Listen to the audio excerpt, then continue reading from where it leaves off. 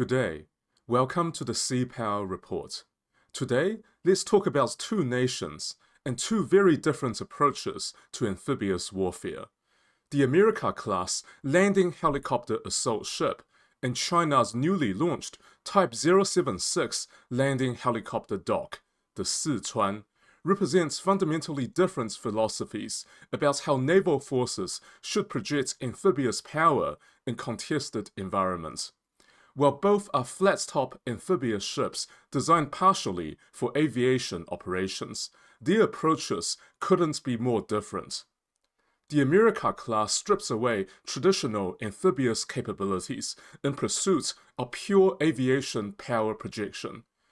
The Type 076 attempts something unprecedented, integrating both conventional amphibious operations and fixed-wing aircraft operations onto a single platform, without the use of a STOVL fighter like the F-35B. Understanding these differences reveal how the world's two largest naval powers are preparing for potential future conflict. The America class measures 257 meters long and displaces approximately 45,000 tons. What makes it radical is that the first two ships, the USS America and the USS Tripoli, have no well deck whatsoever. For generations, the well deck has been considered essential to amphibious warfare, launching hovercraft and amphibious armored vehicles from ship to shore. American designers deliberately removed it. This wasn't cost-cutting. It was a strategic choice that sparked intense debate within military circles. The space traditionally occupied by a well deck was allocated to expanded aviation facilities, larger hangar bays, more aviation fuel storage, enhanced maintenance spaces, and improved aircraft handling systems. The flight deck is specifically reinforced to handle extreme thermal stress from F-35B vertical landings, temperatures exceeding 1700 degrees Fahrenheit. The island superstructure houses sophisticated radar systems and flight control facilities that rival supercarriers. This is a ship designed for one mission: projecting Marine Corps aviation power from far offshore without approaching hostile coastlines. China's Type 076 Sichuan takes a completely different approach. The Sichuan measures approximately 253 meters long and displaces between 40,000 to 45,000 tons, around the same displacement and dimensions. The ship features a twin island layout, likely one island designed for navigation and ship operations, and the other for air operations. This design is driven by the complex requirements of gas turbine propulsion and the need to separate air intakes from the exhaust systems. Critically, the Sichuan retains a full well deck for traditional amphibious operations, while incorporating electromagnetic catapults and arrestor gear for fixed-wing aircraft. The flight deck features substantial overhangs on both sides, creating one of the widest flight decks ever seen on an amphibious ship. The deck accommodates a single 130 meters long electromagnetic catapult, plus 3 sets of arrestor cables for aircraft recovery. The design contrast reveals fundamentally different philosophies. The America class sacrifices traditional amphibious capability for aviation optimization, doing one thing exceptionally well. The Type 076 attempts technological integration that has never been successfully achieved, combining traditional amphibious warfare capabilities with catapult-based fixed-wing aviation. The America class was built for distributed maritime operations, intended for operations against peer adversaries like China and Russia, those with sophisticated anti-access weapons. traditional amphibious operations become extremely dangerous against enemies with advanced missile systems and comprehensive surveillance capabilities. Instead, the America-class stays far offshore, potentially hundreds of miles from enemy coastlines, and projects power through aviation alone. An F-35B can strike targets over 600 miles from the ship. An NV-22 Osprey can transport Marines over 350 miles without refueling. The ship doesn't need to approach hostile territory at all. This approach prioritizes unpredictability and survivability.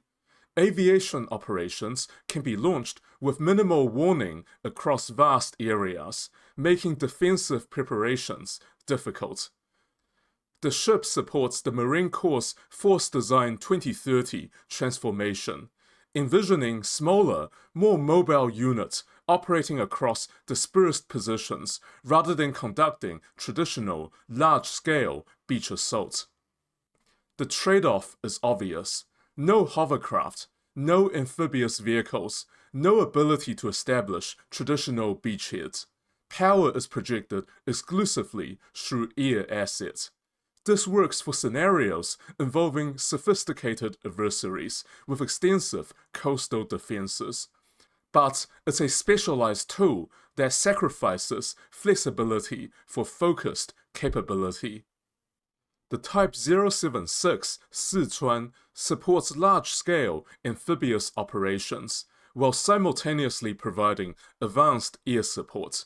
The Waldeck can launch landing craft for traditional shore assault. The flight deck operates helicopters for troop transport.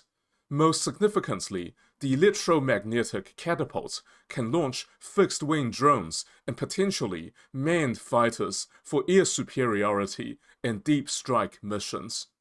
This makes the Sichuan central to Chinese planning for a potential Taiwan scenario or other littoral operations.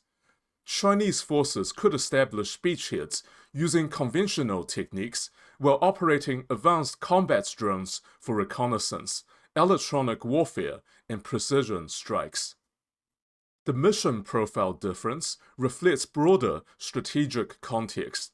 The America class assumes American forces will operate from secure bases far from enemy territory, using superior aviation technology without exposing valuable warships. The Type 076 assumes Chinese forces may need to operate close to enemy territory and to undertake amphibious landing against determined opposition. The most technically fascinating difference is the approach to fixed-wing aircraft operations. The America class relies entirely on short takeoff, vertical landing aircraft, specifically the F-35B Lightning II carrier fighter. These aircraft launch using engine power and land vertically using lift fans and redirected engine thrust. It's elegant, requiring no catapult or arrestor gear, but comes with significant limitations. STOVL operations create extreme thermal stress on the flight deck. The F-35B generates temperatures exceeding 1700 degrees Fahrenheit during vertical landing. More critically, STOVL requirements force design compromises. The F-35B carries less fuel and fewer weapons than the conventional variants, the F-35C. Consequently, the F-35B's range and payload are reduced compared with your average carrier fighter. The Type 076 represents the first amphibious ship equipped with electromagnetic catapults and arrestor gears for conventional fixed-wing operations. No navy has successfully integrated catapult operations with amphibious assault capability onto a single platform. The single 130-meter electromagnetic catapult on the Type 076 offers advantages over STOVL operations and steam catapults. it can launch aircraft with greater weight, reduced airframe stress, and higher launch rate. It accommodates both heavy and light aircraft without adjustment delays. Most importantly, it eliminates STOVL constraints entirely. The single catapult could launch aircraft with takeoff weights comparable to heavy fighters, potentially the J-15T or J-35 manned fighters. However, the lack of redundancy associated with only a single catapult means any catapult's failure eliminates fixed-wing operations entirely. The single catapult represents both the Type 076's potential and its vulnerability. Unlike fleet carriers with multiple catapults, the Type 076 has no redundancy. If the catapult fails, the ship loses its fixed-wing capabilities entirely, a significant operational risk. This could suggest, however, that fixed-wing aircraft is only one component of the entire air wing, and possibly not even the most important component. Both the America class and the Type 076 feature a center-line flight deck without an angled deck, a decision that stands in contrast to traditional aircraft carrier design. Angled decks are a hallmark of modern carriers, allowing simultaneous launch and recovery of aircraft. But these ships are not fleet carriers, they are amphibious assault platforms, where space is at a premium and operational rhythms are different. A centerline deck simplifies construction, reduces weight and volume, and provides a straight, unobstructed takeoff and landing path suitable for the types of aircraft they operate. For the America class, which exclusively uses STOVL aircraft, an angled deck is unnecessary. The Type 076's use of a single catapult and arrestor system likely made an angled deck impractical, given space constraints and its dual mission. This configuration reflects the hybrid nature, vessels balancing aviation capability with amphibious function, not optimized for high-tempo carrier missions, but tailored to their unique mission set. The air wing compositions reflect different approaches. The America class air wing centers around up to 20 F-35B Lightning II fighters, advanced stealth aircraft serving as flying sensor networks capable of intelligence gathering, electronic warfare, and coordinating other assets. Supporting the F-35Bs are MV-22B Ospreys, AH-1Z Viper attack helicopters, and UH-1Y Venom utility helicopters. This represents a mature, integrated aviation package where every aircraft type has been extensively tested. The air wing operates as a coordinated system, F-35Bs providing targeting data for Viper helicopters, Ospreys inserting marine teams to locations identified by F-35B reconnaissance. The Type 076 Sichuan appears designed primarily for unmanned combat aerial vehicles. It has the world's first drone-centric naval air wing. This represents the first time any navy has designed a carrier around drone operations rather than manned aircraft. The implications are significant. Unmanned aircraft don't require life support systems, ejection seats, or pilot protection features that add weight to manned fighters. They can be designed for optimal performance without human limitations, undertake missions too dangerous for human pilots, and operate in coordinated swarms impossible with human pilots. The GJ-11 Sharp Sword stealth drone has been specifically mentioned as a primary aircraft. The GJ-11 was originally solely a land-based aircraft, but a navalized version has recently been sighted. Presumably, they will feature reinforced landing gear and structural modifications for catapult launchers and a tailhook for arrested landings. The GJ-11 offers capabilities impossible with manned aircraft on an amphibious platform. As a flying wing optimized for stealth, it can penetrate defended airspace too dangerous for human pilots. Multiple GJ-11s could operate as coordinated swarms, overwhelming defenses through numbers and coordination. Both platforms utilize gas turbine propulsion, but their implementation reflects different operational requirements. The America class uses gas turbines optimized for high speed and rapid deployment. Gas turbines provide substantial electrical power generation necessary for modern combat systems and future growth, including directed energy weapons and advanced radar systems. The Type 076's twin island design is driven by gas turbine requirements. Gas turbines produce extremely hot exhaust that can't be routed through complex ducting and require substantial fresh air intakes. The twin island design separates exhaust and intake systems. One island handles exhaust and the other manages air intake, ensuring optimal engine performance while providing better separation of navigation and flight control systems.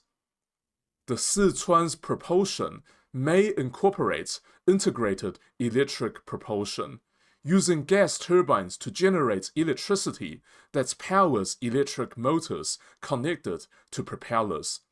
This provides quieter operations for improved stealth, precise speed control for aircraft operations, and electrical power for the energy-intensive electromagnetic catapult system. What do these different approaches tell us about the future of amphibious warfare? The America class embodies focused power projection, reflecting American confidence in technological superiority and distributed operations. It's designed for a military expecting to operate from secure bases, using superior aviation assets without exposing valuable platforms to enemy fire. The proliferation of precision-guided weapons and anti-access capabilities has fundamentally changed naval operations. The America class responds by maintaining distance while maximizing aviation capability. The Type 076 represents an unprecedented attempt to achieve full-spectrum amphibious and aviation capabilities simultaneously. Chinese designers didn't choose between traditional amphibious operations and advanced aviation. They attempted to master both.